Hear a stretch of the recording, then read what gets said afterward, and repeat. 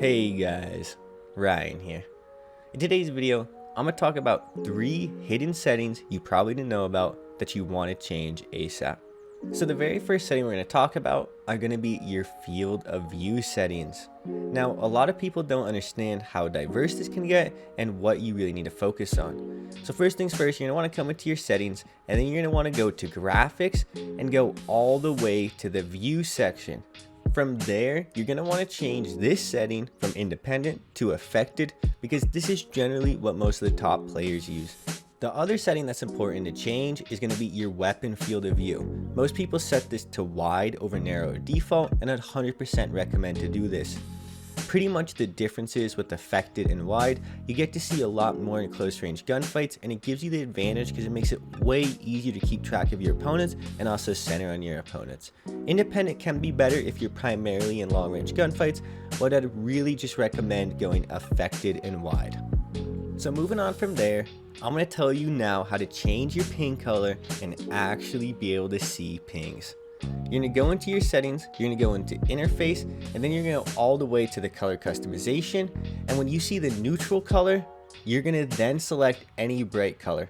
I recommend a pink or a red, something that really stands out and isn't something that your teammates are going to use.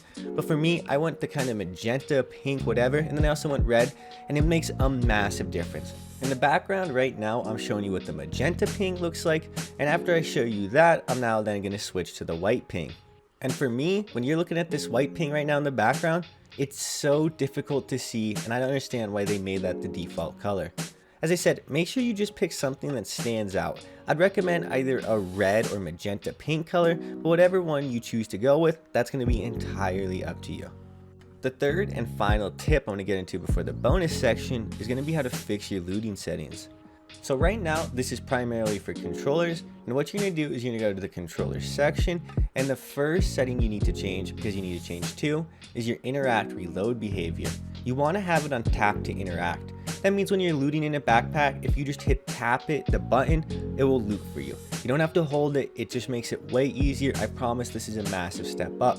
However, for some people, this might throw off your muscle memory when you go to reload, so do keep in mind this means you need to hold down to reload if there's 2 options available. This could get you killed in some circumstances, so do keep that in mind. It may happen once or twice while you're learning it. The second setting that we're going to go to and focus on, you need to go to the advanced section. And then you're going to scroll all the way to the bottom, and there's going to be a key setting here. This is going to be backpack alternate control. So this means you can use your left stick to loot the backpack, and when you combine this with the tap to interact, that means you can loot super quick, you can choose what loot you want to loot super quick, and it just makes for overall a much more enjoyable experience, especially because the looting can be super frustrating in this game. And to end this video, I'm going to talk about this little bonus section, and these are going to be aim settings for your controller and mouse and keyboard. So the first aim setting you have to be aware of that you probably don't even know about on controller is going to be your aim response curve, guys. Now, I'm going to keep this simple. I've talked about it in other videos. I want to make a whole controller aiming video very soon, so I'm going to keep this short, but I'd heavily recommend to just go with linear dynamic. Linear dynamic seems to be a better option for almost 99% of players, and I promise you're probably just going to have way more success. The other thing you really need to focus on is your dead zones, guys. If your dead zone is too low, this is going to give you constant stick drift and going to cause you to mess up your aim. But on the flip side, if your dead zone is too high, it's going to mess up your fine aiming control and it's going to make for a very unenjoyable experience. But this is also going to lead me to talking about mouse and keyboard aiming because there's a couple settings people don't know about, guys. One thing is make sure that your sensitivity is combined with your DPI. If you don't know what your mouse DPI is, it's essentially the base sensitivity that's used throughout your entire computer no matter what. Doesn't matter if you're on the desktop, if you're playing Valorant, Call of Duty, World of Warcraft, whatever. That's going to be the base sensitivity.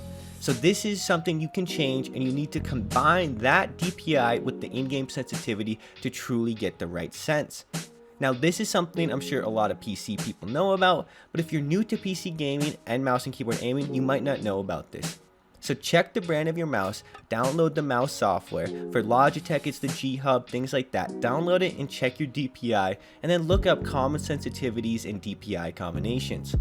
The second setting, guys, and this one's huge, When you go to the settings and you go to mouse and keyboard, you're going to look under the ADS sense multiplier and you're going to go to show more.